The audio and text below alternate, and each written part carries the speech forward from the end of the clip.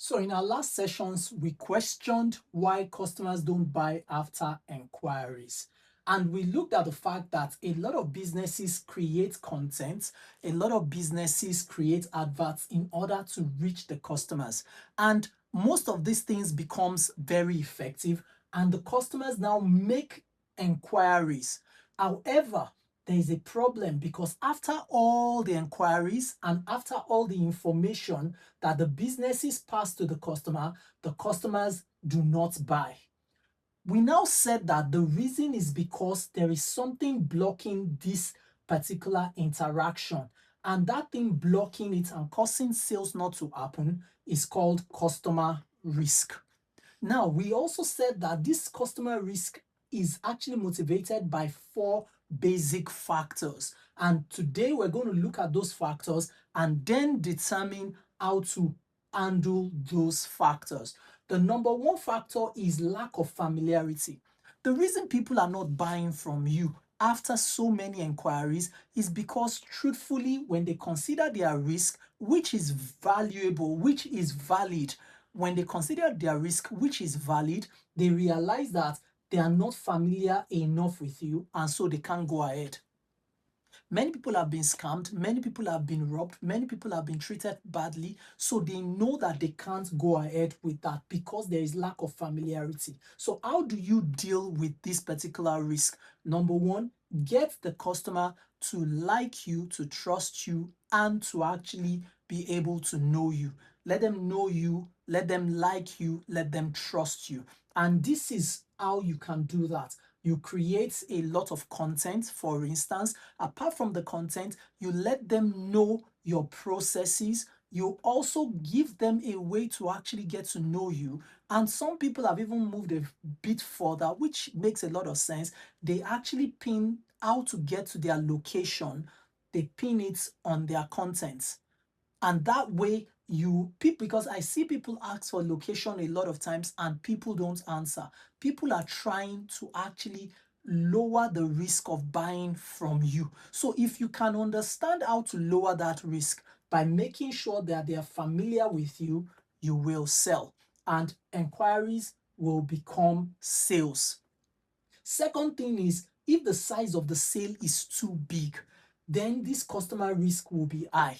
And then they will have to actually still hesitate. They would have to wonder if that's the right choice, because we see online also how people have lost millions of naira because they actually didn't consider their customer risk and they didn't consider their risk, and then at the end of the day they lost money and they've become a lesson to every other person. So if the size of sale is high, the customer risk will be high, and that way they will hesitate a little bit more. So what do you do in this situation? It's very simple. What you have to do is prove competence. What you have to do is prove competence. Show that you've handled such amounts before. And that's why stop chasing amounts that seem too large for you. Contracts of $23 million when you've never done 500,000 naira will not work. It will be a waste of time. They will not give it to you because the risk is very high. They will consider a lot of things and they won't be able to give it to you. I know that you are waiting for grace. I know that you are waiting for miracle. I know that you are saying that there is nothing God cannot do. But the truth is that everything God does, it does according to a pattern. Everything it does with a principle. And this size of sale goes with this customer risk. It does not connect. So if you cannot manage the customer risk that affects this size of sale, it will become a little bit of problem. They'll make inquiries, but they won't buy. That's why that big company has not called you. I'm just telling you. Third reason and third factor that affects customer risk is called lifespan of the product. You see, if this lifespan of the product is something that is supposed to last for a long time, the customer risk will be high.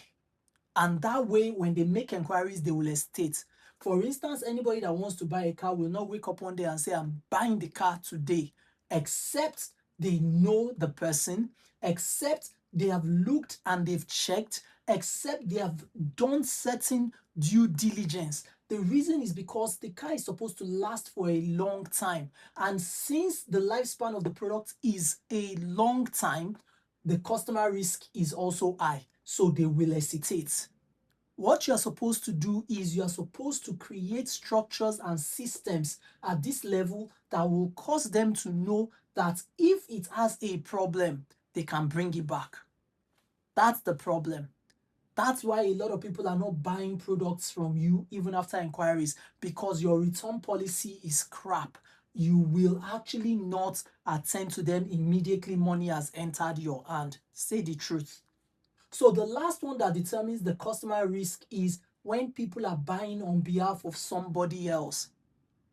Because they don't want to mess up, they are going to constantly hesitate even after inquiries, because that will increase customer risk. Imagine you're buying for a group of people and you go and buy rubbish. You can imagine how they would actually abuse you at your big age, and it will reduce your own level, your own competence, your own reputation. So your reputation is on the line, and because your reputation is on the line, buying on behalf of someone always increases customer risk. So they will make enquiries and hesitate. So what you're supposed to do is you have to provide every document necessary for them to read, for them to study, for them to take back to the person or to the group that wants to really buy, and then after they can come and meet you. It requires patience. The summary of all these things is the fact that in order to deal with customer risk, you have to be patient, because nobody will just decide to buy from you when they know there's a risk attached and you have not addressed that risk. So your job, on a final note, is to make sure that you reduce this customer risk to zero in order to make sure that your inquiries turn to sales. That's the secret. So go study this thing and let me know how you are using it such that all inquiries are turning to sales. I wish you luck.